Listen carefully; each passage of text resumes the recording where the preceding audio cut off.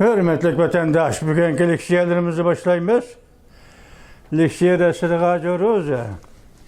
Washington'da sözleyimiz. Bugün çislak 2024 yıl 12. ayının 24. günü vatandaş.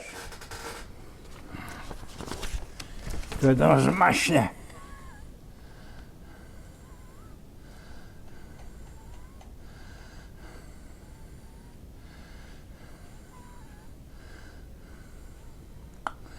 Ey Hudaya. Ey Hudaya. 12. ayın 24. günü yaptık Seyşembe keçiren vatandaşı. Bugün sizlerge leksiya sözleştiğin kavalkı vaziyet doğrusu bir iş kelime. Bunu da ne deydi deseniz? Azatlık armiya tazalaşkı düş geldi. 4 nefer general derecelik erbab gayip oldu. Kuruluk armiya kumandanı Li Qiaoming tünügülletin sözüldük. Deniz armiya siyasi komisarı Yuan Fuqi. Kuruluk armiya sabık siyasi komisarı Chen Shitung. Kurallık saksı kısımlar kumandanı Wang Junning. Cungoy torbeti. Yani Cungo adab kaideleri torbeti. 12. ayının 24. günü YouTube. Bunun da siz şunu tek kaslap bilip alalayısınız ki vatandaşım. Tünügülletin müstemlik Uyguristan'da gayip bolgan sodigerler, gayip bolgan ziyaliler, gayip bolgan başka yana Xitay güman kılıdığan yaki kol elişki tegişlik, yok dışkı tegişlik degen Uygurlar bir-birlep gayip bolgan edi vatandaş.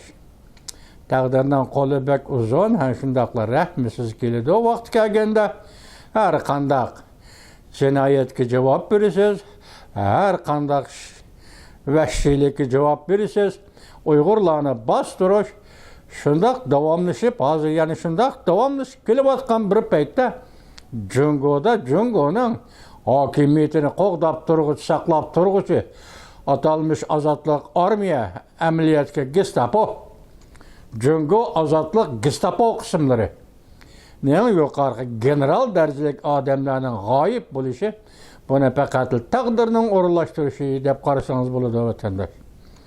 Ende biz yüzümüzden haberi gelsek Uygur cangçileri Suriye'de video film The Telegraph Angliya Telegraph gazeti bugün bu video filmli körgüçülerinin sani 2.500.000'e yetti. Aralıkta her güne de gidek 100.000'den eşip gelgenti bugün 2.500.000'e yetti. İngiliz tillik video film. İnkas yazıcılarının sani 16.231'e yetti. Yaxşı belgesine koyguçularının sani 45.000'den eşip gitti.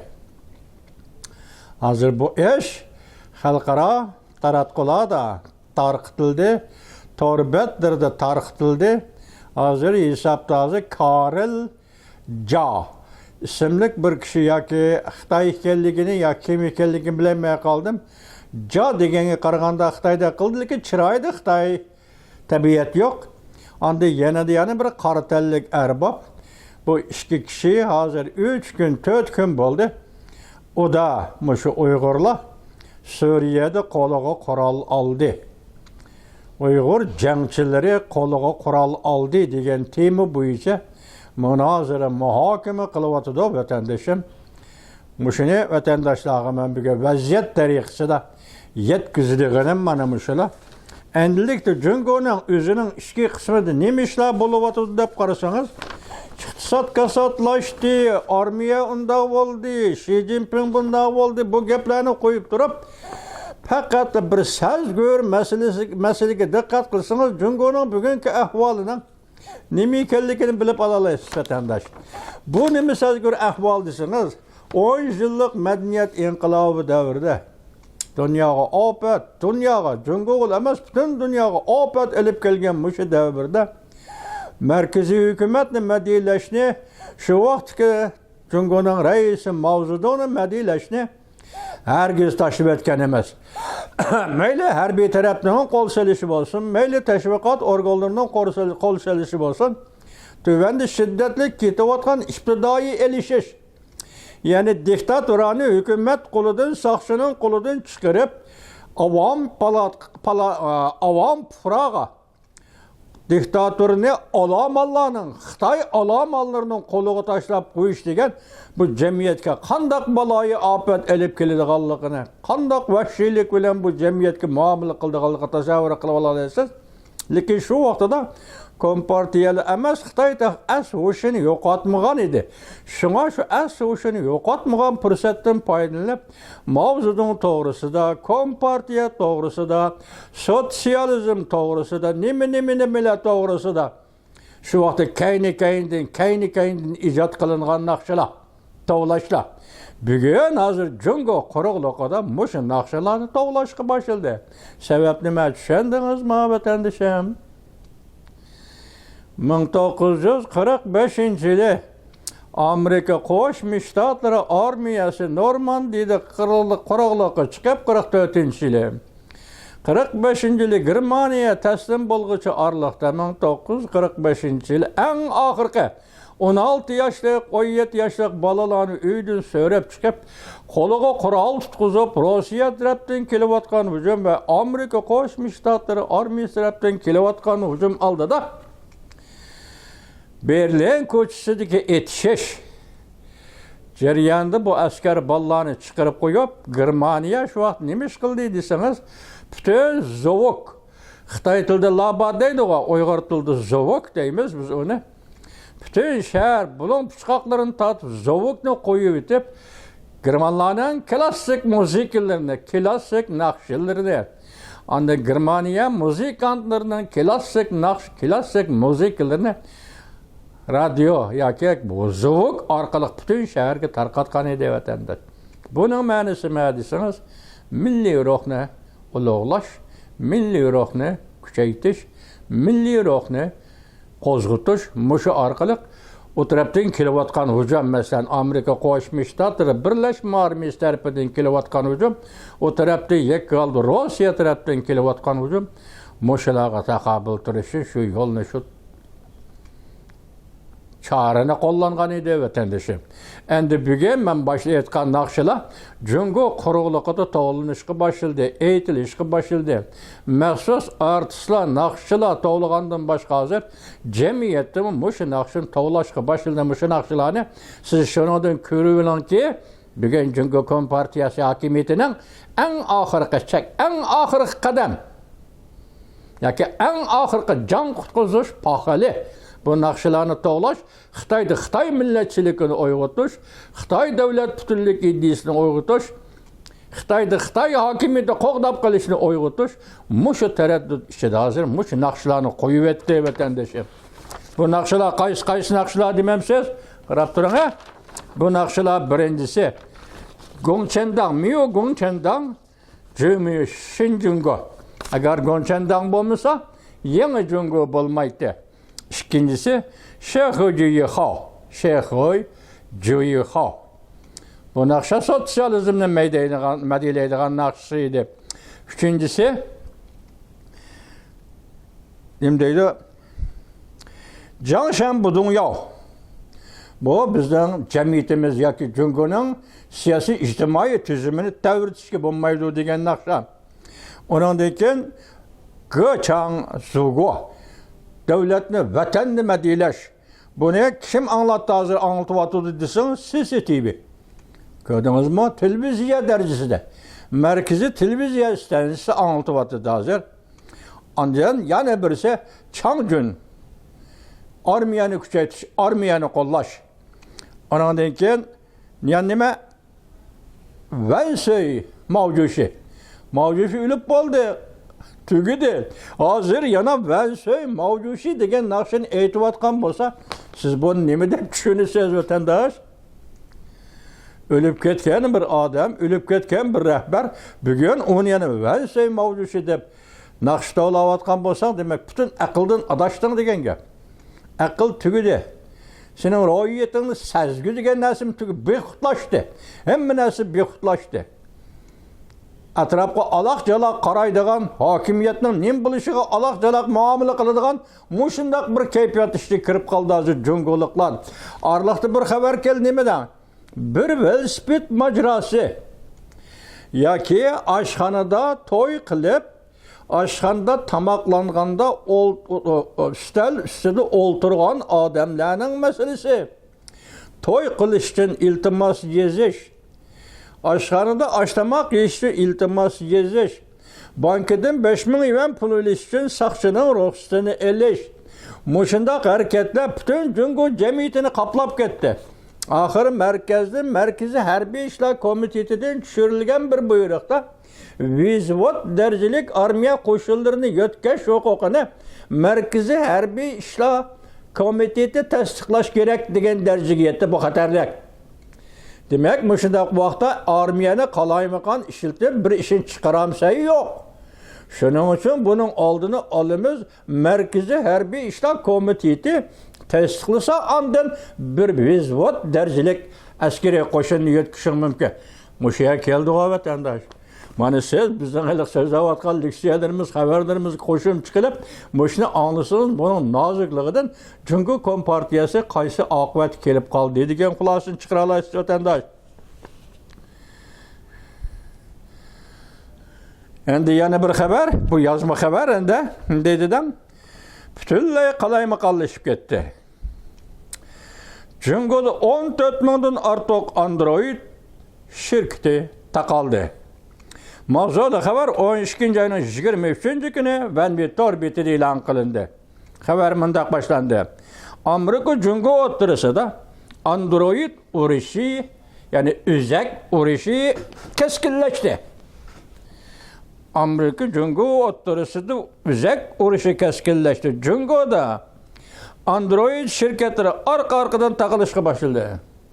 2024-yil Jungoda taqalgan Android uzak şirketleri 14 ming değişip ketdi.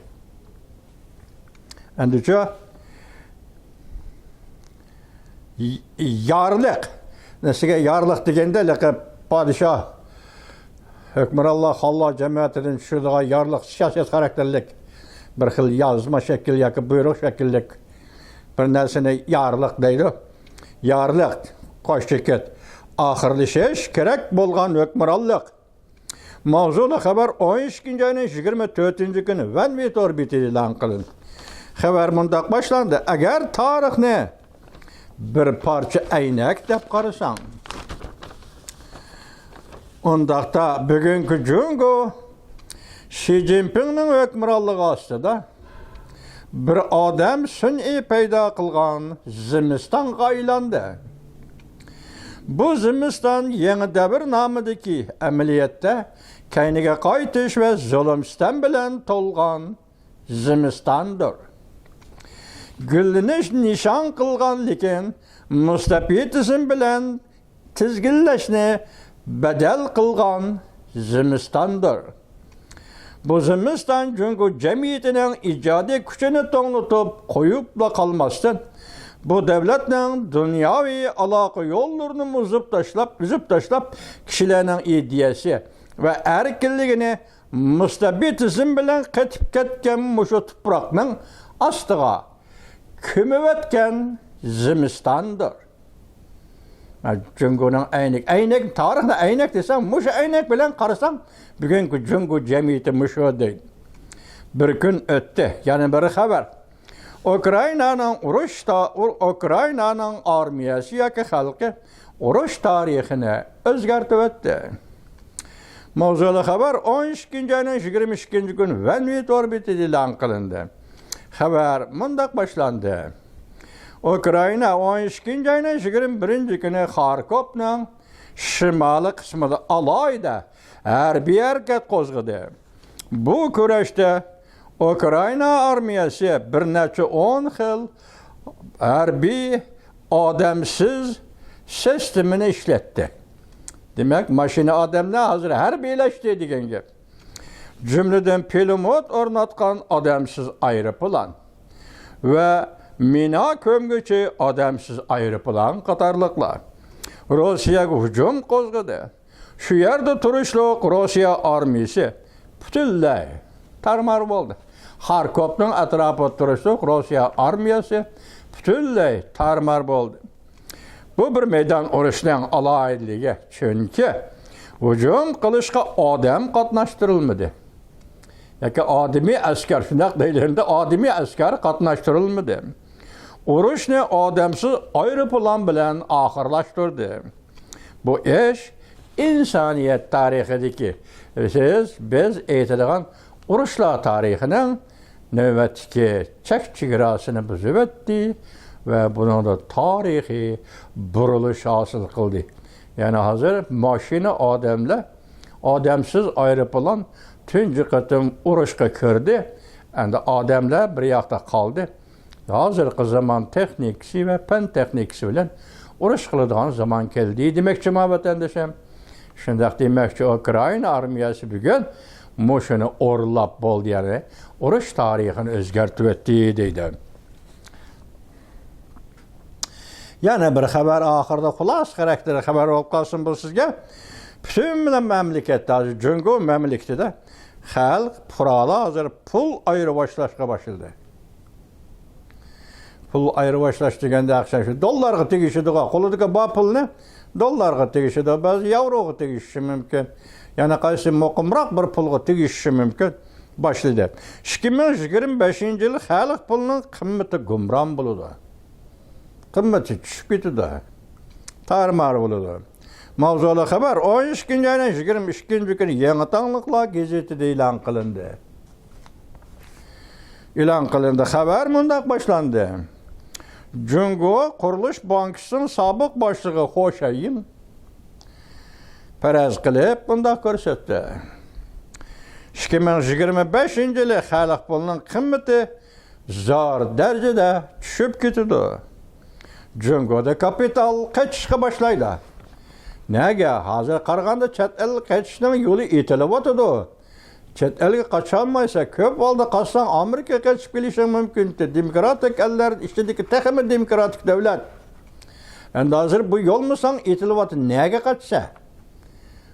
Demak, 2025-yil Jungoda renminbi xalq pulining kursi tushib ketsa, biz bu yerda g'am qildiganimiz Uyg'ur xalqi nima kun ko'rdi degan gap vatandosh.